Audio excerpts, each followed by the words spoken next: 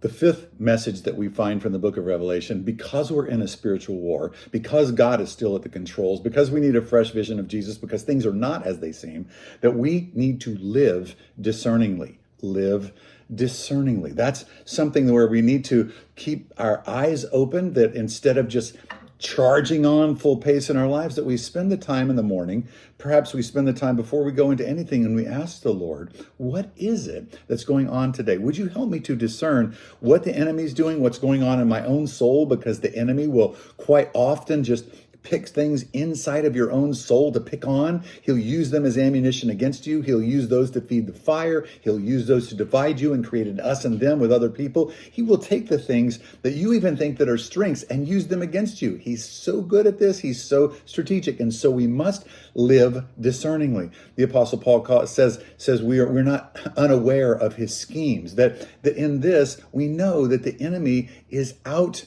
to take down the work of God. He is out to actually circumvent everything that's going on that's good in your life. And he's patient, he's crafty, he's very good at it. He's going to twist, he's going to throw thoughts into your mind that sound like you, but they're not you. He's going to cause people to say things in you that seem to have like flaming dark kinds of benefits, so to speak, in your life, that those things just stick, and it's like, ow. And then that ow continues to just fester and fester and fester and fester. And you and I must learn to live discerningly, that we live with our eyes open, and that we live in community, that we spend the time asking, hey, I got these, with somebody close to you that's not involved perhaps in the situation. Hey, these thoughts just continue to go through my mind. What do you think about this?